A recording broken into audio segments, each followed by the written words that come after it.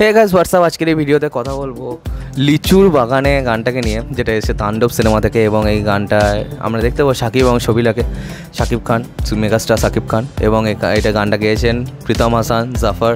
এবং এই সিনেমাটা is directed by Raihan Rafi, যিনি এর আগে তুফান নামক সিনেমাটি বানিয়েছিলেন। এবং চলো দেখি যে কেমন হয়েছে এই গানটা মানে তাণ্ডবের যে টিজারটা এসেছিলো, ঠিক আছে, যে ফ্যাক্ট চেক না মানে সরি কী একটা নাম দিয়েছিল জানো, ওয়েদার ফোরকাস্ট, সেটা কিন্তু দারুণ ছিল, সেটা কিন্তু আমার খুবই ভালো লেগেছিলো। তো চলো এরপরে দেখি যে এই লিচুর বাগানে গানটা কেমন হয়েছে। দুষ্টু কোকিল এবং লাগে উড়াধুরা, এই দুটো গান কিন্তু এপার বাংলাতে আর আমি যাই বলবো কিন্তু খুব ফেমাস, ঠিক আছে, খুব ভালো কিন্তু সিং করেছিল, ঠিক আছে, মানে কিশোরীর আগে ওই দুটো গান কিন্তু খুবই ভালো অ্যাজ আ বাংলা গান হিসেবে কিন্তু খুবই ভালোভাবে অ্যাপ্রিসিয়েশন পেয়েছিল, পশ্চিমবঙ্গের কথা বলছি।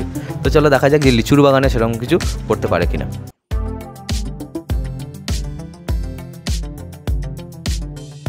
তো গান তো শোনা হলো, এবং I must say it's a fun song. এবং এই গানটাকে কিন্তু আমরা 3 ভাগে ভাগ করতে পারি। একটা জায়গায় র্যাপ আমরা শুনতে পাচ্ছি, যে ইন্ট্রোর যে পার্টটা, সেই জায়গাটা একটুখানি যেমন গ্রুভি গান যেরকম হয় সেরকম, কিন্তু লাস্ট যে পার্টটা যেখানে আমাদের দুজন প্রোটাগনিস্ট সাদা পোশাক পরেছিলেন, সেই জায়গাটা কিন্তু গানটা পুরোপুরি রোম্যান্টিক গানের মতো ফিল দেয়, সেন্সুয়াল রোম্যান্টিক গান যেরকম হয়ে থাকে সেরকম গানে ফিল দিচ্ছিলো। এবং সেটা কিন্তু রিয়েলি কমেন্ডেবল, কারণ একটা গানের মধ্যে 3টে পার্ট, মানে 3 ভাগে বিভক্ত একটা গান, এটা কিন্তু সচরাচর আমরা কোনো বাংলা গানের ক্ষেত্রে দেখতে পাই না। তো it is the new thing for the entire Bengali song, ঠিক আছে। এছাড়াও আমি এর আগে কিন্তু কখনো শুনিনি, যদিও হতে পারে আমার শোনার যে ভান্ডার সেটা অতখানি, লিসেনিং যে ভান্ডার বলতে পারো যে সেটা অতখানি রিচ নাও হতে পারে, হয়তো এর আগেও হয়েছে, কিন্তু আমার কাছে কিন্তু এটা খুবই নিউ লেগেছে এবং ব্যাপারটা কিন্তু আমার খুবই ভালো লাগলো।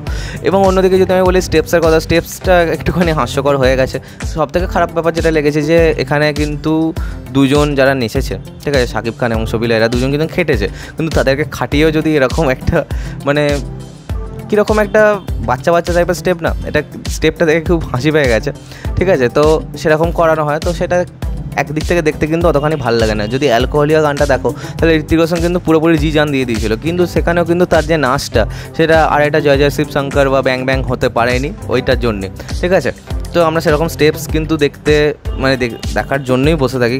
তো যখন তাদেরকে খাটানোই হচ্ছে, কোরিওগ্রাফার আই থিঙ্ক আর একটুখানি, যখন you got Shakib Khan then you have to give him such steps, তাই না?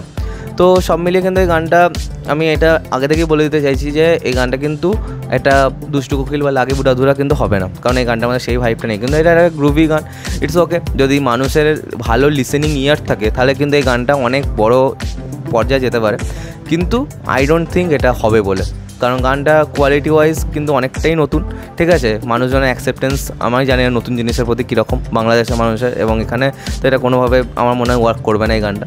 চলো সব মিলে তোমরা বলো তোমাদের কেমন লেগেছে এই গানটা, আর সাবস্ক্রাইবটা প্লিজ করে দাও যাতে আমার সাথে তোমাদের অনেক আবার দেখা হয়। আর তোমরা কিন্তু ভিডিও দেখে চলে যাচ্ছ, সাবস্ক্রাইব করছো না, if there anything wrong which I can change. তো চলো আজ আমাদের ভিডিওটা এখানে শেষ করলাম, বাই বাই।